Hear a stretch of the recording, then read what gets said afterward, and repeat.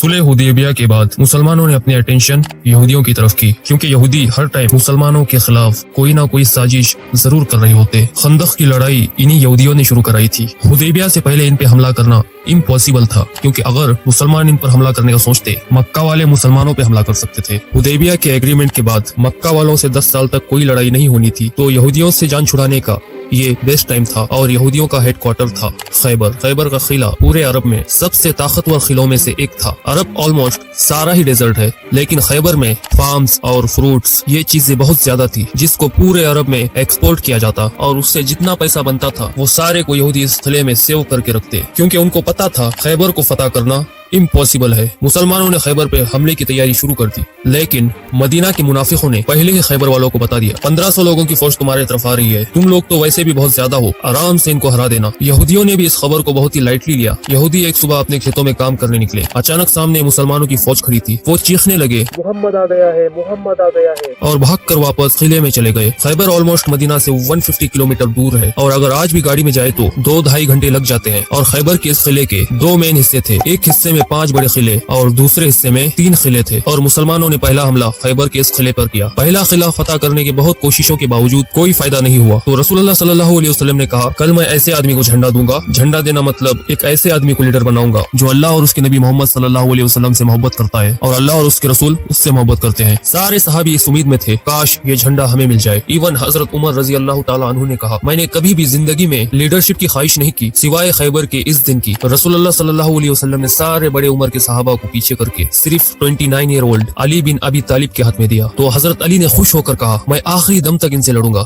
लेकिन रसूलुल्लाह सल्लल्लाहु अलैहि वसल्लम ने कहा, इनको इस्लाम की दावत दो। अगर एक शख्स भी तुम्हारी वजह से इस्लाम की दावत कबूल कर ले, ये हमारे सारे ऊंटों से बेहतर है। हजरत अली रजी अल्लाह ताला अन्हु फौज लेकर गए, पहले किले पर हमला किया।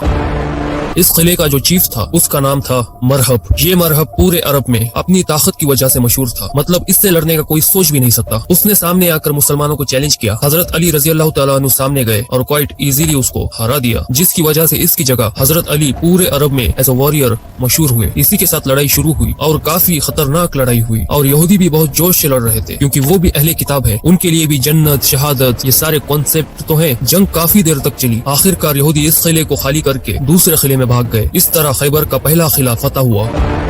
3 दिन तक मुसलमान दूसरे किले को फतह नहीं कर सके, क्योंकि अगेन यहूदियों ने बहुत सख्त लड़ाई की। आखिर वो ये किला भी छोड़कर 3rd किले के पास भाग गए।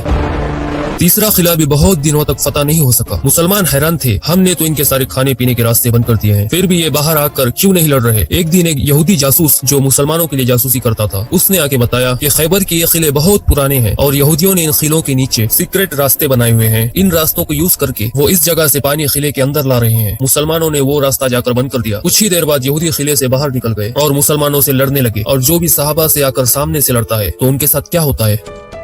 3 किले फतह करने के बाद 4था किला भी मुसलमानों ने इसी तरह आसानी से फतह कर लिया। यहूदी 4थे किले को भी छोड़कर 5वें और आखिरी किले की तरफ चले गए। 5वां किला फतह करना इम्पॉसिबल था, क्योंकि ये एक पहाड़ के ऊपर बना हुआ था, और जो भी इसके पास जाता यहूदी उसको तीर मार मार के भगा देते। यहूदियों ने अपने औरतों और बच्चों को भी इसी किले में रखा था, और यहूदियों का सारा माल, गोल्ड, सिल्वर, एवरीथिंग, सारा कुछ इसी किले में पड़ा हुआ था। अगर हिस्ट्री ने हमें एक चीज सिखाई है, वो ये है कि सबसे ज्यादा पैसा यहूदियों के पास पड़ा होता है। तो अगेन मुसलमानों ने बहुत कोशिश की इस किले को फतह करने की, बट इट इज इम्पॉसिबल। यहाँ जब कोई और रास्ता नहीं था, तो रसूलुल्लाह सल्लल्लाहु अलैहि वसल्लम ने टेक्नोलॉजी का फुल यूज करते हुए रैम्स और कैटेबल्स को सामने किया, और यहूदियों पर बमबारी शुरू कर दी, और इस किले की दीवारें तोड़ने लगे। और बहुत कोशिश के बाद आखिरकार किले की एक दीवार गिर गई, और ये देखते ही मुसलमानों ने फुल फ्लेज हमला कर दिया, और यहूदी औरतों, बच्चों, गोल्ड, सिल्वर सब छोड़कर किले के दूसरे हिस्से में भाग गए।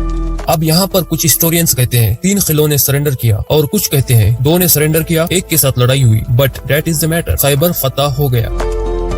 आखिर यहूदियों ने सख्त लड़ाई के बाद सरेंडर कर दिया, और रसूलुल्लाह ने इन सबको माफ कर दिया। लेकिन खैबर में जितना भी फूड और फ्रूट्स की प्रोडक्शन होती है, उसका हाफ मुसलमानों को देना पड़ेगा, जिस पर यहूदियों ने खुशी से एग्री की। खैबर से मुसलमानों को इतना गोल्ड और इतना पैसा मिला। इवन हजरत उमर रजी अल्लाह ताला अन्हु ने कहा, हिजरत के 7 साल बाद पहली बार खैबर में हमने पेट भरकर खाना खाया। जो मुसलमान मक्का से हिजरत करके मदीना आए थे, उन सब ने अपने मदीना के भाइयों को पैसे वापस कर दिए। खैबर की इस जीत ने मुसलमानों को इस गरीब कम्युनिटी से अरब की सबसे पावरफुल और रिच कम्युनिटी में से बना दिया। अब यहाँ पे है, अरब में इतने यहूदी आए कहां से, और मक्का में तो एक भी यहूदी नहीं था। सारे यहूदी मक्का और मदीना के आसपास में क्यों रहते थे। ये 1000 साल पुरानी कहानी है। Like and subscribe.